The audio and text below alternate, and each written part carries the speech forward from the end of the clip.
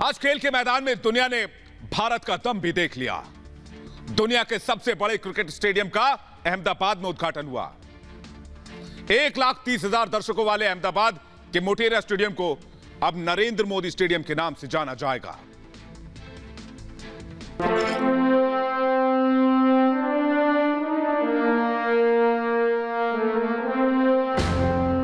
अहमदाबाद में दुनिया का सबसे बड़ा क्रिकेट स्टेडियम बनकर तैयार है।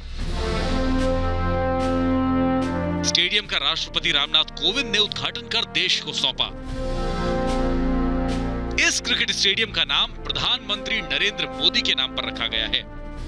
1,32,000 दर्शक साथ में बैठकर क्रिकेट की मैच का लुत्फ उठा पाए, इस प्रकार का स्टेडियम श्री नरेंद्र मोदी के नाम से आज राष्ट्रपति महोदय ने अपने कर कमलों से उद्घाटित किया है, जो न केवल दुनिया का सबसे बड़ा क्रिकेट स्टेडियम है, दुनिया का सबसे बड़ा स्पोर्ट्स स्टेडियम है।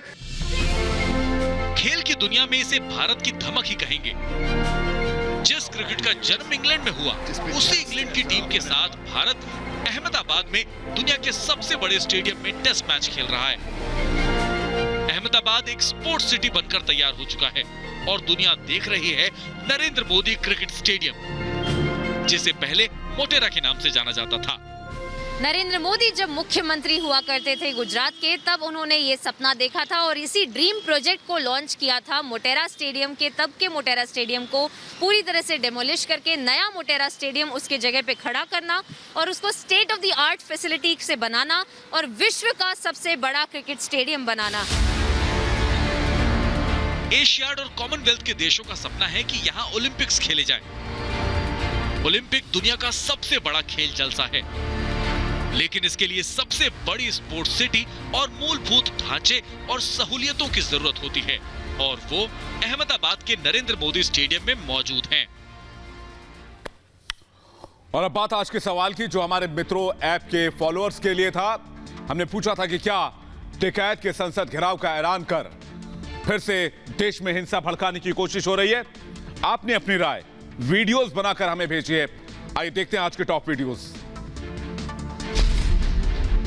संसद घेराव होता है तो हिंसा होने की पूरी संभावना है, क्योंकि लोग अभी भी आक्रोश में हैं और आंदोलन का कोई ठोस समाधान निकल नहीं पाया है। लेकिन इसे किसी एक की साजिश कहना देश में हिंसा फैलाने के लिए तो शायद गलत होगा, क्योंकि ये एक हिस्सा है, एक एक्सप्रेशन है एक बड़े जन आंदोलन का। लेकिन हम जिस हिंसा का अनुमान लगा रहे हैं, जो कि संभव भी है, वो होती है तो बहुत गलत बात होगी। राकेश टिकैत संसद का घेराव करके हिंसा भड़काना चाहते हैं तो ये बिल्कुल गलत है, और यदि वास्तव में वे हिंसा नहीं भड़काना चाहते हैं, फिर भी कुछ अलगाववादी ताकतें इसका नाजायज़ फायदा उठा सकती हैं।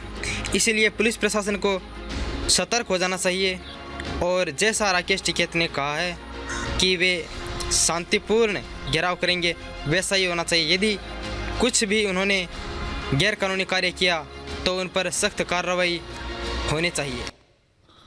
और साथ ही इस मुद्दे पर हमने कुछ और लोगों से भी बातचीत की।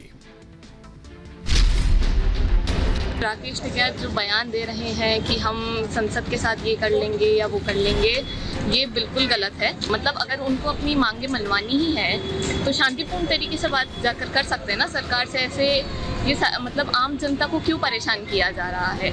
ऐसे इन्होंने रेल रोको आंदोलन किया, 26 जनवरी के दिन भी जो ये किया उसमें इतने पुलिस वालों को इंजरी हुई है, तो ये तो मतलब मेन पब्लिक को नुकसान हो रहा है ना। तो ये मतलब कोई तरीका नहीं होता है।